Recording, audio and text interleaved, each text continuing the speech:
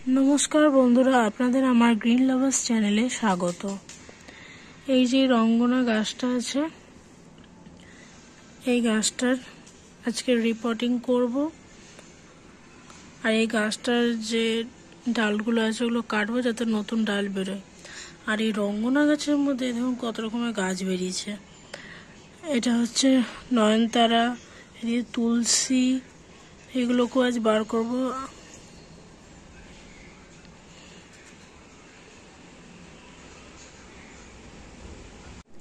এই রঙ্গনা গাছটাকে এই টিনের মধ্যে রিপোর্টিং করব। মাটির এটা রেডি করে নিয়েছি। এই আমি বেশিরভাগ গাছে মাটিতেই কিছু দিই না, বালি, মাটি, গোবর সার, নিমখোল এই দিয়েই আমি মাটিটাকে রেডি করি। মাটিটা রেডি করে নিয়েছি, এবার গাছের ডালগুলো কাটবো আগে, তারপর রিপোর্টিং করব।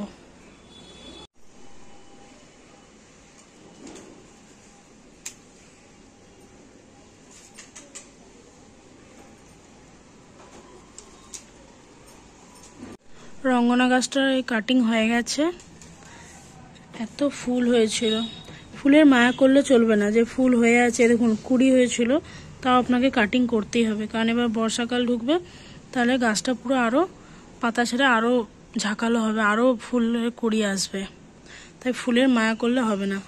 এই গাছটা অনেক ফুল দিয়েছে, অনেক ছোট থেকে এত ফুল দিয়েছে কি বলে। এই গাছটা কেনা নয়, এটা বোনের স্কুল থেকে দিয়েছিল। খুব সুন্দর গাছটা। সাইড থেকে মাটিগুলো কুড়ে গাছটাকে বার করা হবে, দিয়ে রিপোর্টিং করা হবে। তার সাথে সাথে এই সব গাছগুলোকেও বার করা হবে, নয়নতারা, তুলসী সবগুলোকে। তুলসী গাছগুলোকে তুলে নিই, নয়নতারাগুলোকেও বার করে নিই।